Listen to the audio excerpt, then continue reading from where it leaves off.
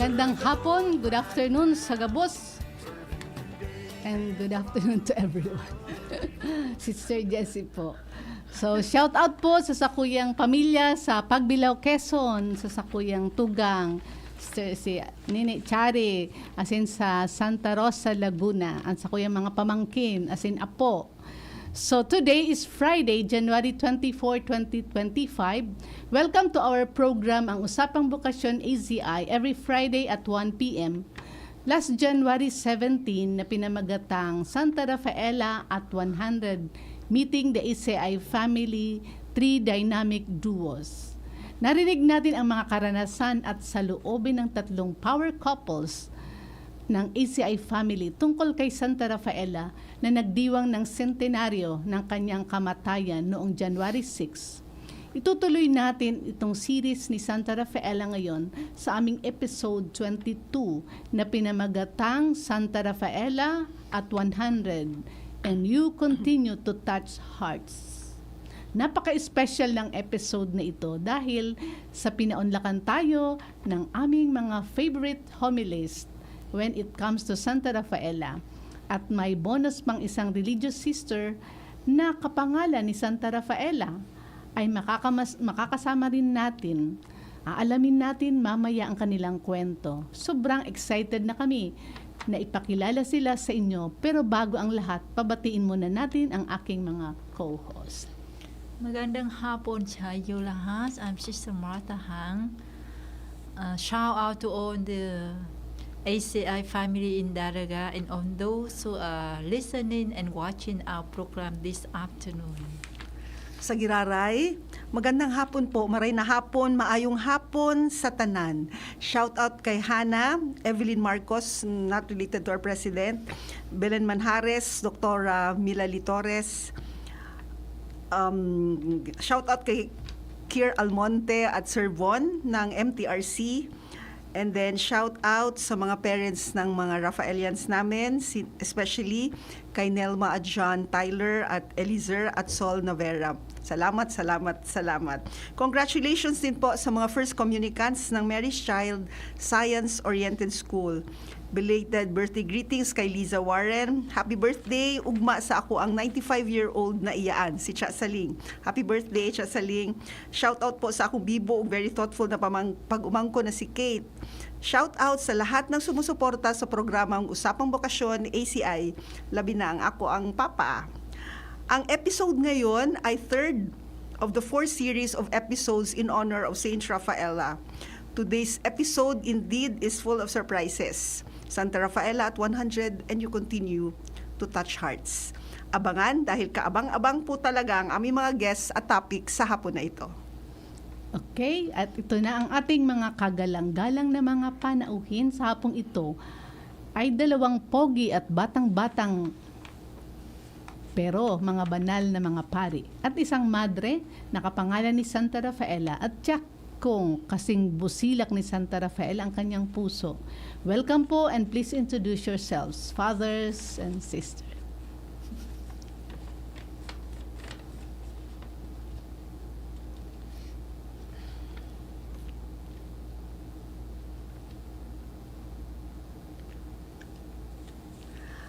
Sila po ay... Hello po, ako na po. Ayan na.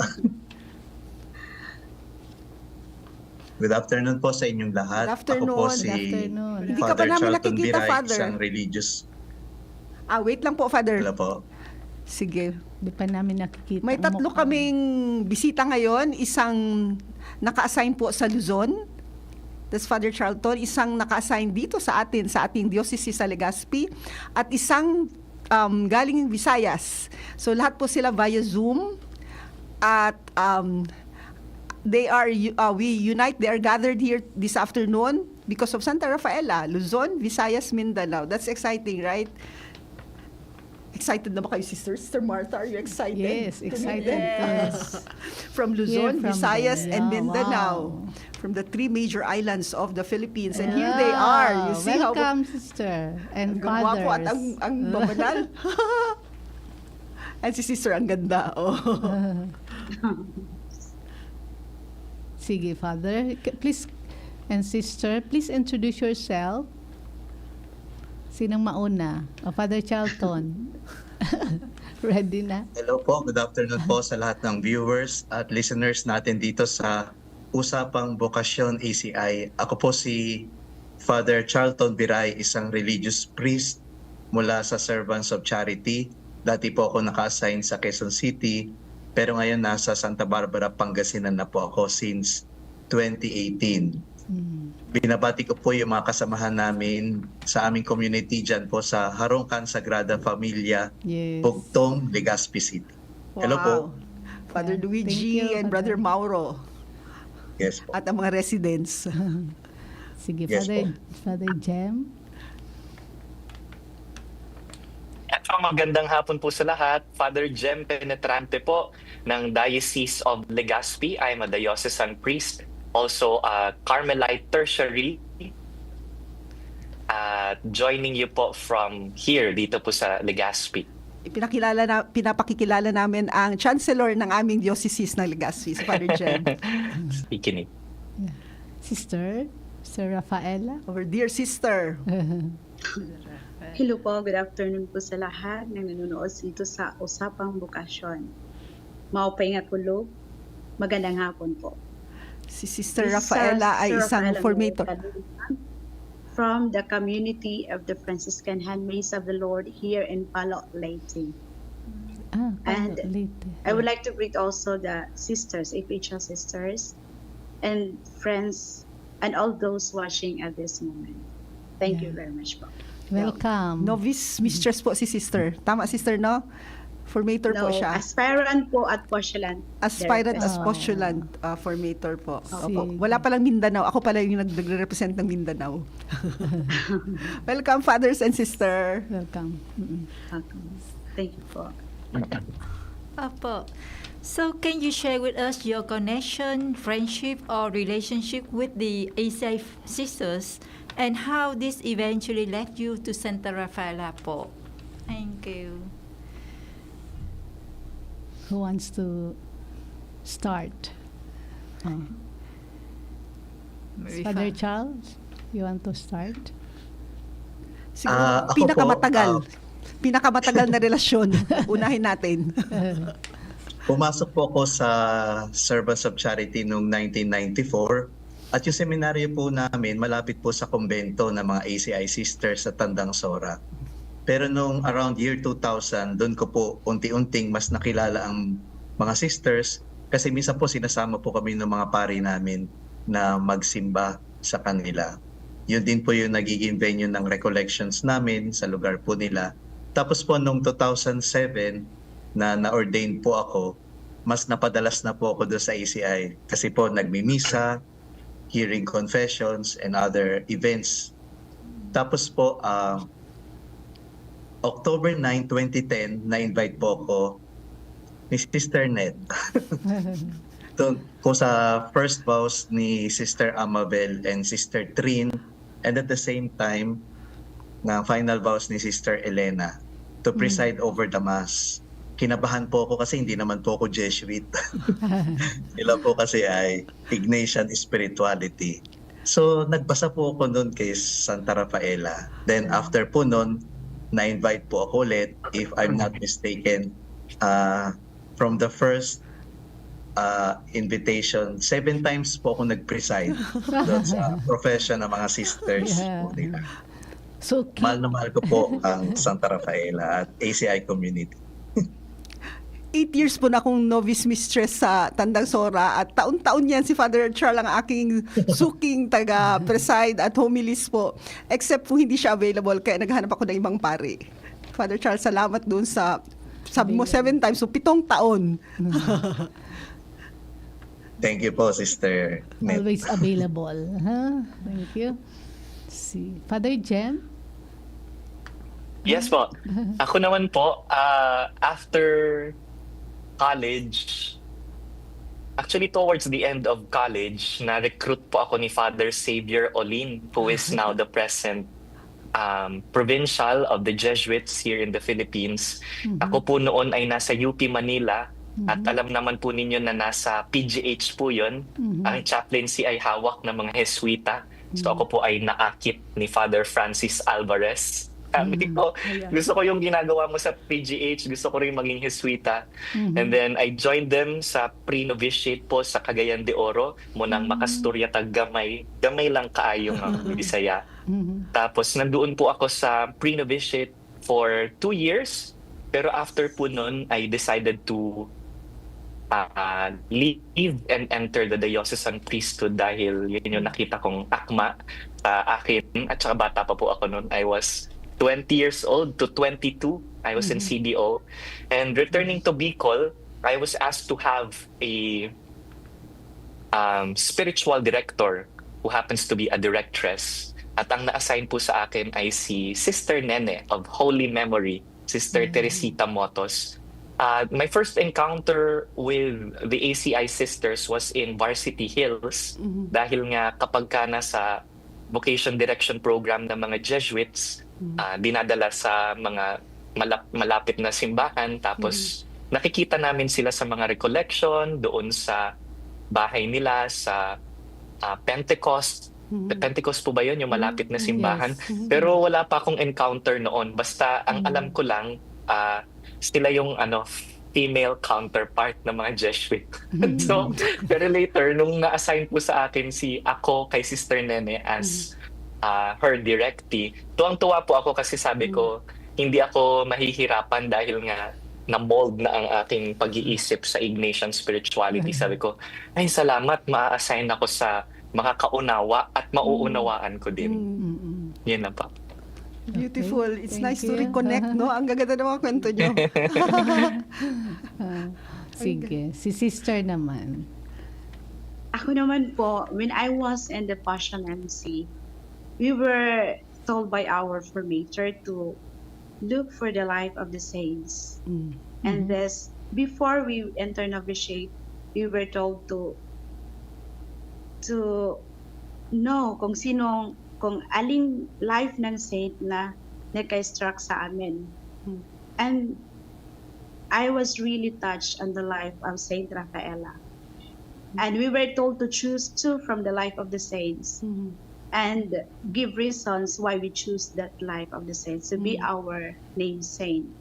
And then I was so very happy when the formation and the council choose the name Saint Rafaela Mary to be my name saint. And I was very much happy on that day because I was really touched on the life of Saint Rafaela. And through searching, because I still wanted to know more about Saint Rafaela, that is why I keep on searching in the internet. And until little by little, I've been known that there is really I was really happy when I have found out that there is a Saint Rafaela Mary School, because that was the time I also when I keep on continue searching until I was already in Profess Sister. Then I found out that schools yung inaanuhan ni Santa Rafaela Maria. And that time also I was assigned in school because my profession really was a teacher. I am a teacher also by profession. Yeah. And that's why I was really very happy when I've given the name. And little by little, I keep searching and I was praying and I was asking Santa Rafaela Maria to intercede to help me know more about her life. Until it was only in February 5 that I have encountered 2 sisters from this ACI when we attended the AWFP in Alfonso Cavite. There we were gathered, and there when I was looking around the sisters, I have heard some sisters saying the Handmaids of the Sacred Heart or the ACI sisters. So that is the congregation founded by Saint Rafaela. Then I was really excited to come closer to Sister Sharon and Sister Amabel. That was my very first encounter with the 2 from the ACA sisters. And I was really very, very happy that I told my fellow sisters about the very nice, very memorable experience I had during the AWFP. Yun lang po, Wow. Sister Fathers. Amazing, no? And it all happened during the parang around the centenary of Santa Rafaela on her 100 death anniversary. Tapos nagkatipon-tipon tayo ngayon in her name. Beautiful. I'm really amazed. Si Sister Rafaela, imagine, she's the namesake of Rafaela and she never met any of the ACI sisters. Diretso talaga yan, direct. Ang galing-galing. Wow. Yes, and I was really, very, very happy. Mm-mm.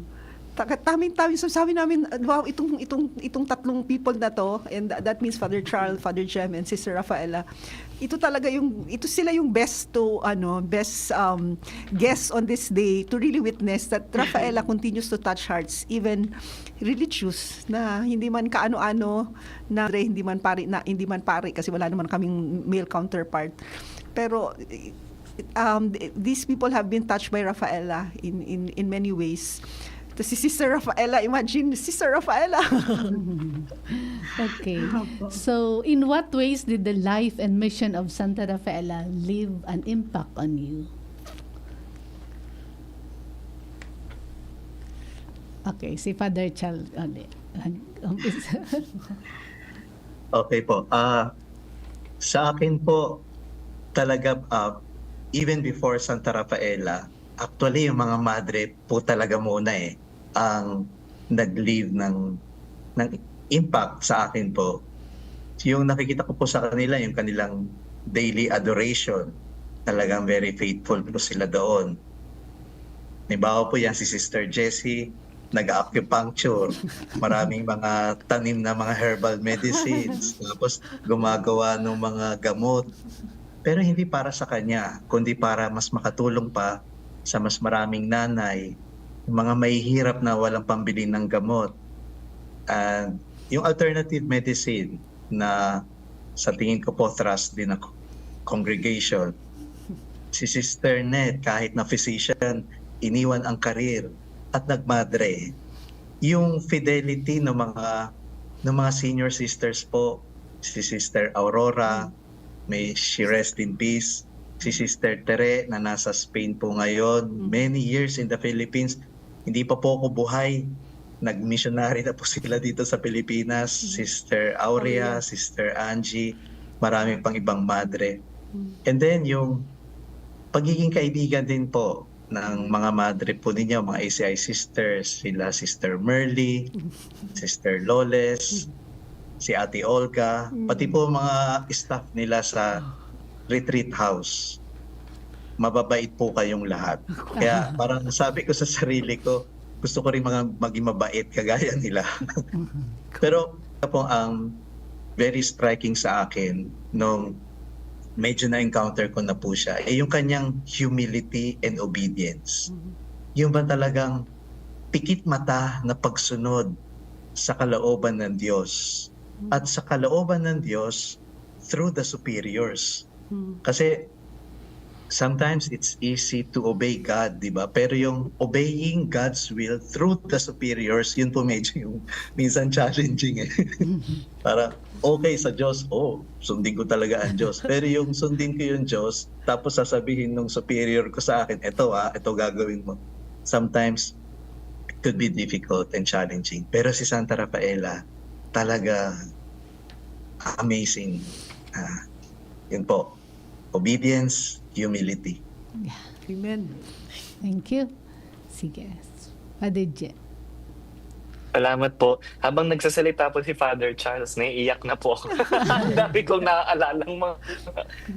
naaalala mga memories. Yan, dati po sina Sister Teres, sina Sister Loles, yung mga nakikita ko dyan, sina Sister Michelle sa Daraga po.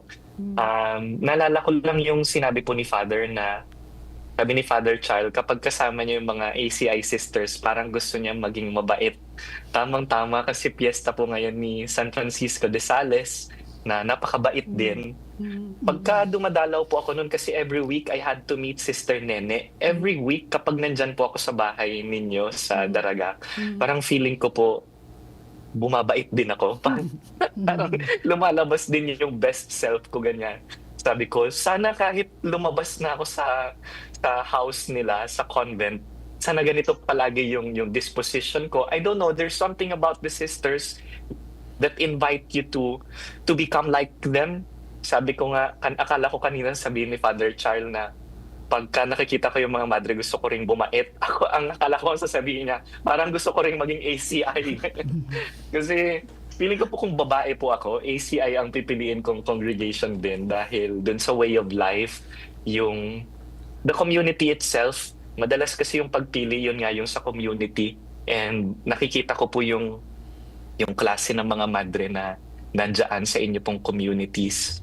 At ang siguro naging impact po sa akin sa buhay, sa mission as a priest, I'm just 2 years in the priesthood. I'm 34 years old. Siguro po ang impact sa akin ay yung nung isang araw, si Sister Nene gave me a copy of a book of the life of Saint Rafaela. The title is Amar Siempre, To Love Always. And I think that made a significant impact sa akin sa kung paano tumugon, lalo na po sa mga difficulties sa buhay. Dahil kung paanong naging matiisin at mapagtimpi si Santa Rafaela, ako po kasi mareklamo po ako, ay yung sinasabi ni Father Charles na yung susunod ng superior, yun yung medyo mahirap-hirap. Marami po akong ganoon, tapos yung difficulties ko with community life. And Santa Rafaela was also like that. If I understand, at least the way that I see it, community life was one of her heaviest crosses. And ganoon din po yung aking karanasan, yung difficulty of entering into the seminary, the formation program, yung alam po ninyo yan, alam nating lahat yun na nandito sa Zoom conference, yung paunti-unting pruning, yung configuration na napakasakit na hindi natatapos hanggang ngayon. Nagsisikap na maging kawangis ng Panginoon. At yung pagturo ni Santa Rafaela kung paano tumugon, napakalaking impact po yun sa akin na tumutugon siya ng nagpapasakop, tumutugon siya ng mabait, marunong magpakumbaba.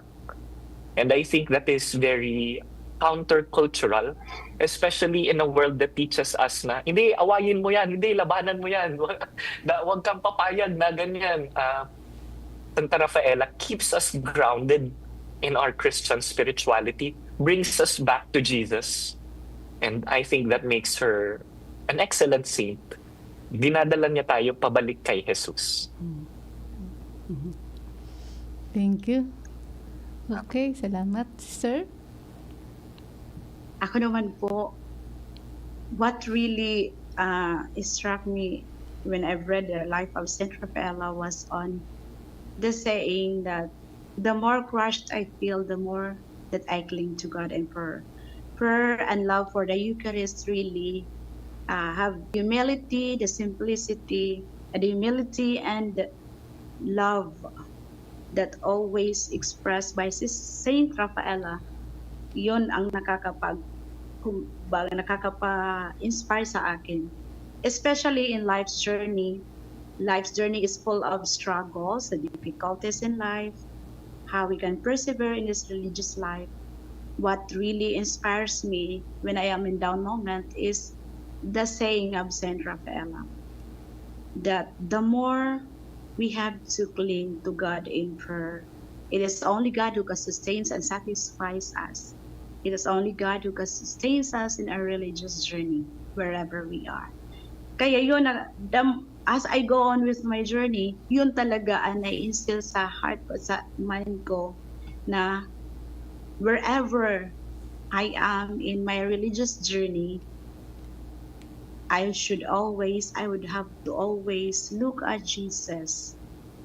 Look at Jesus, ask for her prayer, ask for guidance.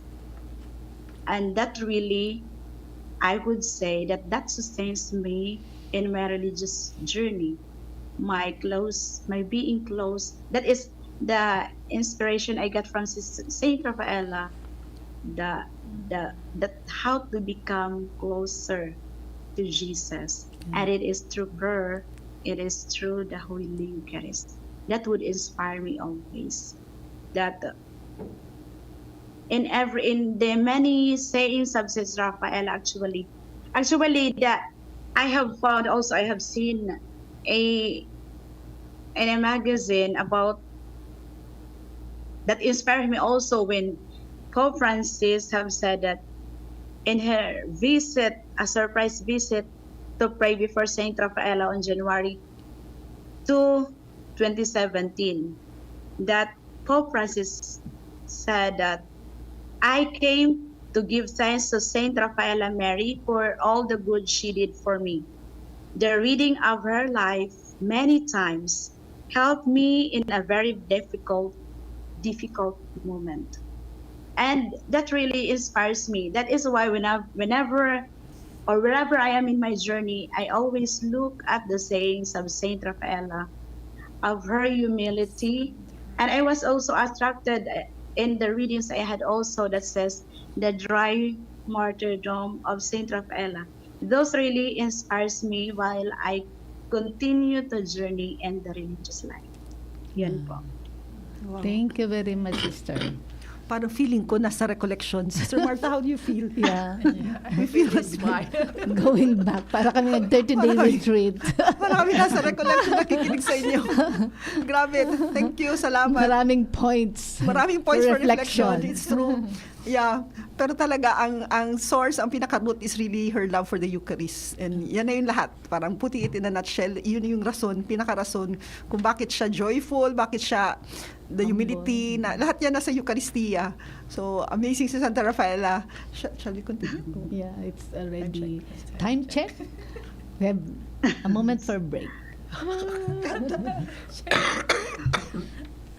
Very beautiful answer. An oras hatod sa Indokal. Hatid po sa atin ng RightMed dahil gusto ng RightMed na gumaling kayo. Optin Lutein Capsule. Alagaan ang paningin sa tulong ng Optin. Kitang-kita ang kalusugan ng mata. United Home CTAB. Basta si CTAB. Nagawang Unilab. May sukli ka pa. Ginebra San Miguel. Kabayani kita sa One Ginebra Nation. Pagtunay ang ginhawa, tunay ang pagpahingalo. Alaksan FR. United Home Kinilets. Chewable Paracetamol in candy flavors. Artisan Joint Supplement. Bumabagal ang galaw dahil sa joint pain at arthritis. Mag-Artisan. Plemex for kids. Mommies, agapan agad ang ubo at plemang nakabara. Pambatang lagundi. Plemex! Noon hanggang ngayon, lamang ka sa malaman. Plemex. Pag may ubo o hika, Plemex agad. Basta lagundi, Plemex. Liver Aid Silimarine Capsule. Ang good drinks at good food, perfect combo. Isama pa ang Liver Aid. It's liver lover, boys. Pre, makinig ka muna. Payong kaibigan lang ha. Work hard, play hard. Yan ang motto ko dati. Pero nakakapagod din pala katagalan. Sa gitna ng lahat ng mga puyat, inom at pagkain ng masasarap, kasama na ang oily at fatty foods, kailangan pa ring bantayan ang kalusugan. Tamang kontrol ang kailangan. Katuwang ko, ang Liver Aid. May Silimarin na maaring makatulong, protektahan ang atay. Cheers to more good times. Be a liver lover. At hindi dapat gamitin paggamot sa anumang uri ng sakit. Ang good drinks at good food, perfect combo. Isama pa ang Liver Aid para sa kalusugan ng atay. Mabibili sa mga leading drugstores nationwide. May iba't ibang karamdaman ka ba gaya ng high blood pressure, diabetes, sakit sa puso, sa kidney, sa atay, may myoma, na stroke, may gallstones, cancer at marami pang iba? Ang Amazing 4 ng Miracle Health Corporation ang subukan mo. Makakatulong dahil mula ito sa epektibong Amazing Trio at mas lalo pang pinalakas dahil sa Mega 1 na mayroong 21 sangkap. Subok ng nagpapalakas ng immune system at marami na ang mga natulungan na mayroong iba't ibang karamdaman. Huwag nang patagalin pa. At magpakonsulta. Maaaring pumunta kay Doc Joey Bitito sa Barangay 18, Cabangan West, Legazpi City, kaharap lang ng Bangko Sentral ng Pilipinas. O tumawag sa 0998-975-8121 or 0917-853-8933 para sa free consultation sa natural medicine. Mapapanood din ang serbisyong natural, kalusugan at bayanihan sa YouTube channel at sa Facebook page na Doc Joey Bitito.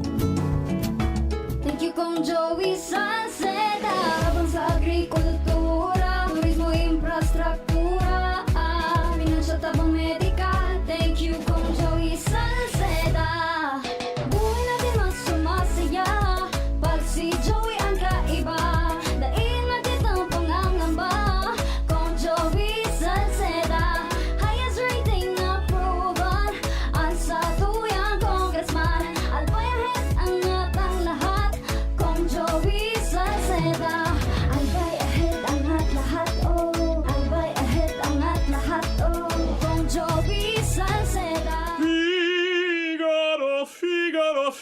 Birit na sana kaso parang may gumagasgas. Ganyan ang ubong may plemang mahirap ilabas. Mag-Plemex Forte Syrup. Gawa sa natural na lagundi. Tinutunaw ang plema. Pinipigil ang ubo. Ramdam ang hagod ng ginhawa. Sing your heart out. Basta lagundi, Plemex. Mabibili ang Plemex Forte Syrup 60ml at 120ml sa mga pangunahing butika nationwide. Vitex Nagundo L is a generic name of Plemex Forte. If symptoms persist, consult your doctor.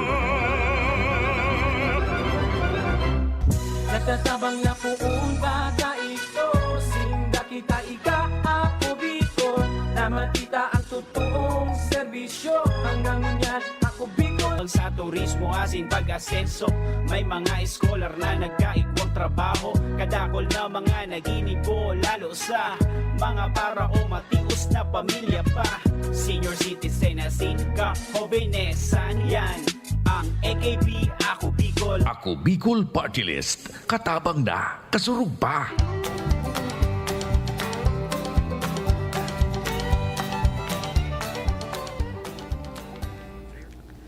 Okay, welcome back sa ating programang Usapang Bukasyon ACI tuwing Biyernes, 1:00 hanggang 2:00 ng hapon. So bago natin ipagpatuloy ang ating talakayan tungkol sa episode 22, Santa Rafaela at 100, and you continue to touch hearts. So Yan. let us continue to listen to their sharing. Yeah. Nung sinabi nila yung feeling nila towards us, while it was habang nag-advertisement, sabi namin, it's actually the same feelings when we are with them. It's the feeling of ang bait-bait naman ng mga to. That's why we describe you as mga gwapo at mga banal na pare. Kasi that's how we feel about you, towards you. And sister also, kahit ngayon ko lang na-meet si sister, nung we had a talk a few days back. And then, it's the same feeling, na parang yun, gustong bumait. So, kasi of course, the witnessing of, sabi nga, we heard it somewhere, I cannot remember kung sinong pare nagsabi no, na parang something like, the witnessing of his disciples, parang is a clear sign, parang is a way also to encounter God. Is a way to know God through His witnesses, yung witnessing. At grabe yung witnessing niyo po, fathers and sister. Yung witnessing niyo na may Diyos nga talaga kasi nandito tong mga nilalang na to. Siguro din pwede din natin sabihin na parang maraming commonalities kasi baka yung mga foundresses o founders o foundresses nyo ay may katulad sa aming foundress. So, ano kaya yung hinge o center point o yung connecting factor o common denominator, basta yung ganun. Ano kaya yung common ng inyong founder o foundresses kay Santa Rafaela? We consider also Father Jem as a religious kasi he's a tertiary, Carmelite tertiary. Yan. Yeah. So, lahat po kayo religious. So, valid po ang question na ito sa inyong tatlo.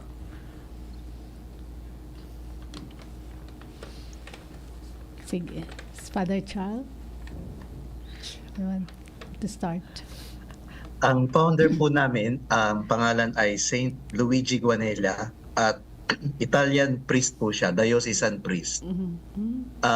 Somehow na-exile po siya kasi meron siyang inner calling nung time na yon na tumulong talaga at mag-alaga ng mga special children, elderly, sick, youth, ganyan. Kasi po nung time na yon may civil war sa Italy.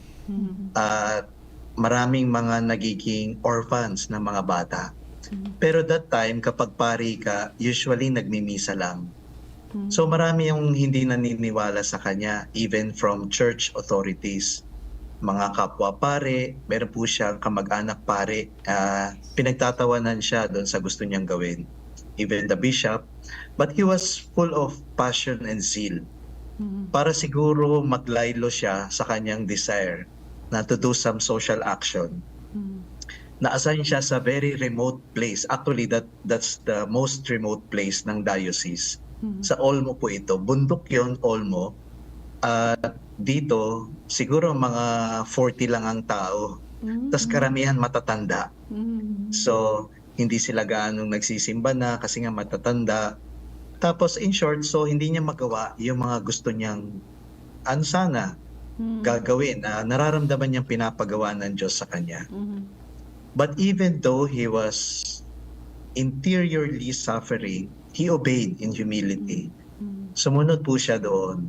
sa kanyang obispo na pumunta po doon, ma-assign doon sa maliit na parokya at napakalayo. At pero alam niyo po, doon niya naisulat yung marami niyang mga writings na later on magagamit po niya sa congregation na itatayo po niya, mga sisters namin at kami po. And I think somehow Santa Rafaela had a similar experience, di po ba? Yes. More than 30 years in seeming isolation, doing very simple tasks. Imagine ikaw yung foundress, leader, tapos parang gagawin sa iyo yun. Diyan ka na lang muna. Hindi ko po alam yung talagang lahat na kwento. Mas alam po ninyo yan mga sisters, ACI sisters. Pero sa tingin ko po yun po yung isa sa similarity. Ang mga santo talaga, no? Talagang dumadaan sa sa paghihirap talaga. Amazing ang buhay talaga. Hirap maging santo. Thank you po, Father. Sige. Sa Father akin Jen. naman po, actually pagka trinace po ang history ng Carmelites, wala po tayong mapo-point out na founder. Ang inspiration po nito syempre sina Saint Elijah, pero ang natitrace po natin na factual na roots po ng Carmelite order ay yung group po ng hermits na nagsettle sa Holy Land around 12th century. At doon na lang po nagsimulang mag-develop. So wala tayong mapo-point out talaga na founder. Pero kung ganyan po yung perspective at paano siya kahalintulad siguro ni Santa Rafaela, una sa lahat yung debosyon sa Diyos. Kung paanong yung mga hermits pong ito ay nag-alay ng kanilang buhay and setting themselves apart from the world. Ganoon din po naman kay Santa Rafaela by entering into religious life, so seeking union with God sa pamamagitan po ng pagdarasal. At syempre po nandyan yung humility tsaka yung obedience, kung paano pong si Santa Rafaela ay nagsistep away from leadership. Hindi dahil ayaw niya o wala siyang kakayahan, kundi bilang pagsasaksi sa witnessing sa humility.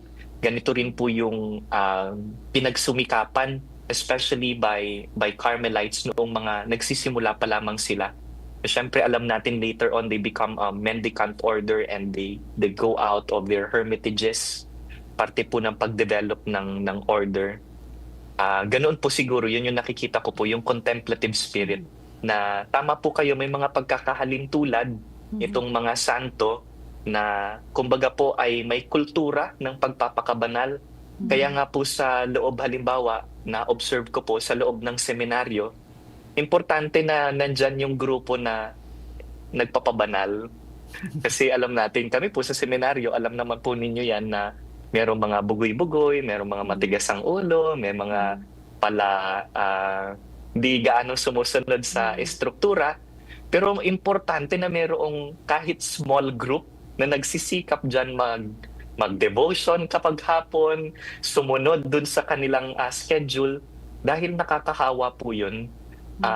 Alam naman po ninyo iyan na yung, halimbawa, yung today, si St. Francis de Sales, sina St. Ignatius, itong mga magkaka-contemporaryong ito ay magkakakilala sila. And when we come to think of it, holiness comes through friendship in similarity. Yung pagkakahalintulad ng mga santo ay dahil magkakaibigan sila, magkakakilala sila. So, it pays to choose your friends. Kasi nakakatulong ang pagpili ng kaibigan dahil ihahatid nila tayo papuntang langit. At sana din tayo rin ihahatid natin sila. Pero Father, ano yung sinabi ni Santa Teresa de Jesus? Nung parang may sinabi siya kay si Jesus na that's why you have few friends. Ano nga yung kwento na yun? Yeah, sabi niya po, Lord, if this is how you treat your friends, no wonder you have so few. Ayan. Thank you. Okay, thank you, Father Jem. Sister? Ako naman po, our community is having this Franciscan spirituality. We have the Franciscan spirituality. And our founder was the late first Archbishop of the Archdiocese of Palo. And what I have seen in them, the values that they had, on the love for the prayer, the love for the Eucharist, the humility, and serving. Opo. Kasi, and Saint Rafaela also have the same, Yeah. the humility and the love for prayer, the love for the Eucharist. And still continue serving through the way we live. That because we do not have a particular apostolate, but the way we live, the way we go to our apostolate, the way we live in our community, we radiate it to the people we meet outside. So that the humility that would always serve us as inspiration, the humility, the love for the Eucharist, the love for her. Yun po. Thank you. Yung may gusto lang ako na yung sa community life ba na kahit sabihin natin it's a group of imperfect beings pero nakakatulong. I cannot imagine religious life without a community. Na yung sinasabi na parang nakaka-inspire din yung pagkabanal ng isang madre ngayong araw na to. Bukas naman siya naman yung hindi banal, yung isa naman yung nagpapakabanal. Pero yung mga ganon na nakakatulong na sumunod kay Kristo sa pamamagitan ng community life kahit na mahirap, pero grasya din po talaga ang community life kasi nakaka-inspire din talaga yung humility, yung mga kabaitan, kabanalan ng aking mga kapatid dito. Idagdag ko lang po dahil ako po'y diocesan. Idagdag ko po na kami po dahil bihira kaming may kasamang mga kapwa pari. Siyempre po ako, sa St. Jude, 3 kami. Yeah. Si Father Neil Arana, si Father Kevin. Maganda rin pong makita yung mga laiko. Kasi kung minsan nakikita ko, mas banal pa sa akin yung mga laiko. Kaya nakaka-inspire din po sila. It's true. Totoo yun. Kami din. Prada kami ng aming mga parang grasya sa amin na meron kami mga lay partners. Totoo 'yun. So nakakatulong po talaga ang witnessing ng iba para yun sabi mo na parang kung contagious ang kasamaan, contagious din po ang goodness. And then we inspire one another. Yeah. So, would you kindly share with us an excerpt of the homily that you gave us about Saint Rafaela Maria? Have touched many hearts po. Introduction lang po. Si Father Charles po yung nagmisa sa aming centenary dun sa parang celebration na sa Vice Province. And then si Father Jem naman po yung nagmisa nung kapistahan ni Santa Rafaela nung May 18 2024. Excerpt lang po, pasilip kasi sobrang ganda na kailangan natin siya i-share sa mas maraming tao. Sige. Father Charles, mauna po ikaw. Excerpt lang, Father. Bale po nung nagmisa po ako, 3 points lang naman po yung na-emphasize ko for our reflection. Una, si Santa Rafaela po was really a woman who loved Jesus. Mahal na mahal niya yung Panginoon. At lahat po ng mga santo ganon. And she knows what is the most essential. She knew that everything begins with Jesus and everything goes back to Jesus. Para sa kanya, si Jesus yung my one and only love. Yun, ganon. Jesus was her one true love. Yeah. Kaya naman, kahit na dumaan siya doon sa difficult moments of her life, she knew that she was not alone. That the Lord, Jesus was never absent. Kaya naman, nakayanan niya lahat because with the Lord. Tapos pangalawa po, sa Santa Rafaela was a woman of communion. At nakita po natin na she was really trying her best to be an instrument of communion. So una, yung na-receive niyang charism ay hindi niya yung sinolo. She was able to share that and welcome also other ladies who wanted to join their newly founded group. Pero hindi lang po yun sa tingin ko kung hindi yung bang kahit na alam niya na mahirap, sumunod pa rin siya. Parang may mga challenges, pero sumunod pa rin siya. In the name of communion, she obeyed. Yung obedience niya based on humility was her guiding light para po sa akin. Like Jesus who was obedient even unto death, Santa Rafaela also, talagang sumunod siya hanggang wakas. And then the third was Santa Rafaela was a woman of compassion. Tapos yung compassion niya na yon, ang tanong saan niya kinukuha yon? Of course, para po sa ating lahat, sa akin personally, galing po yun sa Sacred Heart of Jesus. Parang kami po kasi original name po namin, hindi po Servants of Charity, Sons of the Sacred Heart. Kaso, hindi po yun na-approve ng Vatican. Nauna na po yung mga Comboni, missionaries. No? Ang name po nila dati, Sons of the Sacred Heart. Pero para po sa founder namin, we were born out of that Sacred Heart. So, para sa akin po, and the same sa ibang congregations, and especially po sa ACI, Handmaids of the Sacred Heart, si Santa Rafaela po doon niya kinukuha yung kanyang strength to be always compassionate. So every ACI sister, I believe, is born out of that compassionate heart of Jesus.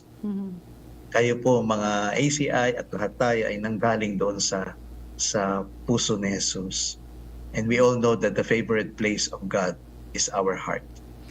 So what matters most is our heart. Kaya po, sana ibigay natin, kagaya ni Santa Rafaela, yung puso natin sa Panginoon, sa mga tao na naghihintay ng ating pagmamahal. She was willing to die 1,000 deaths for the sake of that compassion. And I think that's the kind of death that we are celebrating today, yung centenary ng kanyang death. A death to oneself so that she can bring the compassionate heart of Jesus to every person that she encounters. A death that inspires, a death that gives life. Thank you. Amen. Dilexit nos. Sige, si Father Jem naman. Maganda po pag ikalawa ka palagi kasi taga-comment lang ako sa homily sa sinabi ni Father Charles. Okay na po yung Father, yung sa inyo na lang.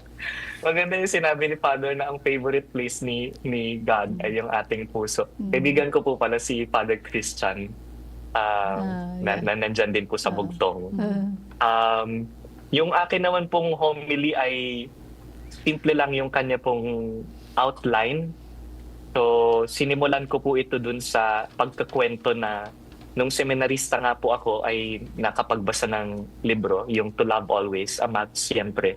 And I will repeat that for the rest of the poems dun sa loob ng sermon. To Love Always, yung extraordinary dedication to. So, una, yung history po ng pagkakatatag ng Handmaids of the Sacred Heart. So, sabi ko rito, Amar Siempre, Rafaela loved by giving birth to the handmaids. Pero mas maganda yung kay Father Charles that she was born out of the Sacred Heart. Mas maganda po yun. Kaya cancel na po natin to. Joke lang po. Tapos po yung ikalawang point ko po rito ay yung internal conflicts na pinagdaanan po ni Saint Rafaela Maria within the congregation that she herself founded. So, yung dulo ko naman po nito ay Amar Siempre, Rafaela loved through utmost humility. At yung pangatlo po, how she for the rest of her life, Saint Rafaela endured personal and spiritual trials, including misunderstandings, physical suffering, at saka spiritual desolation. So, Amar Siempre, Rafaela imitated the love of the Sacred Heart. Tinapos ko po ito sa pag-share nung, yun nga, how I was accompanied in my own difficult times. Alam po ito ni Sister Nene lahat. At saka yung mga madring kasama niya noon na kapag ka Miyerkules at nandyan ako sa convent sa Daraga, hindi matatapos yung session na hindi ako umiiyak. Kaya uuwi po ako sa seminaryo, namumula yung mata, basang-basa na naman yung mata dahil palagi akong parang kinukusot ni Sister Nene. How Sister Nene was a present witness during my difficult times in seminary. Nandoon siya at nakita ko kung paanong tinutulungan ako ni Sister Nene na tumulad doon sa halimbawa ni Saint Rafaela. And I mentioned at that time na during a challenging time, I was able to borrow a relic of Saint Rafaela Maria and I kept it in my room. During that difficult time, it was a great source of comfort and strength, knowing na nandoon yung presence ni Saint Rafaela na similar sa aking pinagdaanan. So, ang closing ko lang po ay ito. Ama, siyempre, palaging magmahal palagi. I think that was how I envisioned the life of Saint Rafaela Maria, always called to love wherever she finds herself. So, ganoon din po sa akin na pagsumikapan makatulad sa kanya. Tama po yung sabi po ninyo na nagmumula ito sa Eucharistia na siyang pagmamahal din ng banal na puso. Amen. Okay. So, salamat sa inyong Sister, mga inspiring homily. Oo, malalim, ano?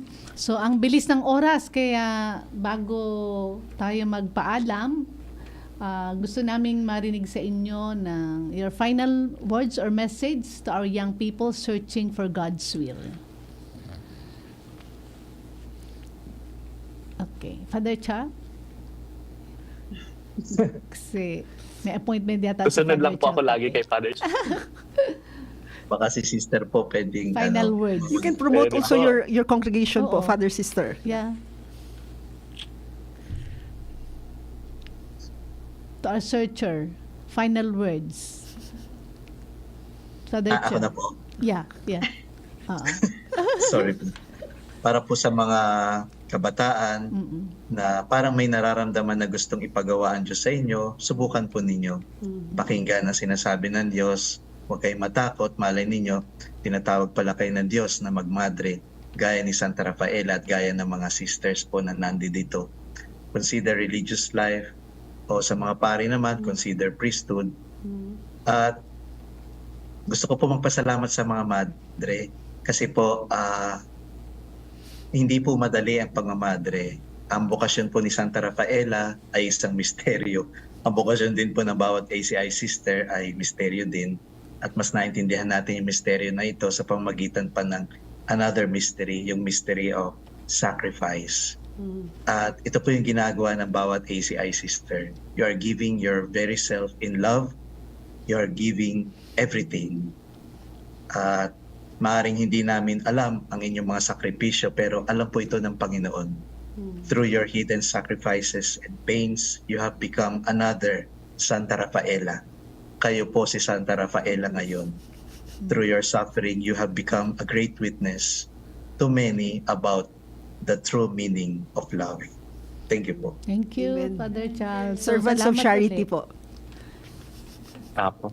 Sa akin naman po, ang ganda-ganda nung kay Father Charles, ayoko na naman magdagdag. Sa akin na lang po siguro kaunting-kaunti na lang yung hindi ko po makalimutan kay Sister Nene. Kaya naiiyak na naman po ako. Ang hindi ko po makalimutan kay Sister Nene during my early years of discernment, kabilin-bilinan niya, sabi niya, Jem, ang wangis, ang itsura, ang pangamoy, ang pandama, ang pandinig ng grasya ng Diyos ay kapayapaan. It is peace. Kung meron man pong nakikinig ngayon na nakakaramdam na tinatawag siya ng Panginoon, isang criterion lang ang hinahanap. If it brings you lasting peace, then you have found what you're looking for. Thank you. Okay. Sige. So, sister, Ako naman parting po, words. ang ipapayo ko po sa mga kabataan ngayon, that in order to be guided along the way is to always pray, to love the Eucharist, and in order to listen God's voice, in order that we will be guided in every decisions that we're going to make.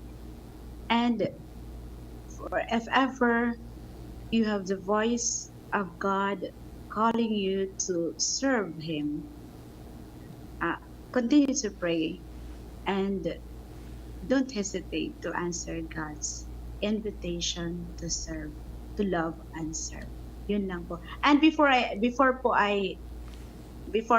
matapos to, I would like to extend my heartfelt thanks to the ACI sisters. Really, I'm very happy. I'm very happy knowing you, to keep in touch with you, because the more that I inspired to the life of Saint Rafaela Maria. Thank you. Salamat Amen. din po. Okay, so thank you po sa inyo. Salamat sa lahat na sharing natin ngayon. It has been enriching. Salamat sa inyo. Again, please message us in the comment section of DCGB News Online, Usapang Bukasyon, ACI, at our FB Messenger or at ACI Vocation Phil, or you may subscribe also to our YouTube channel, ACI Vocation, or better still visit us at Santa Rafaela Maria Students Home in Sagpon, Daraga, Albay. Muli po kaming nagpapasalamat sa inyong lahat na sumusubaybay sa programang Usapang Bukasyon. ACI bawat Biyernes ng hapon, 1:00 hanggang 2:00 sa radio station ng DCGB News Online. Salamat sa ating mga bisita ngayong hapon, Father Chelton Viray, SDC, Father Jem Penetrante at Saint Rafaela Mary Kalumag, FHL, at ang inyong mga lingkod, Sister Jessie, Sister Net, Sister Marta. Salamat po at hanggang sa muli. See you next Friday. Amen. Thank you. Thank you. Thank you very much.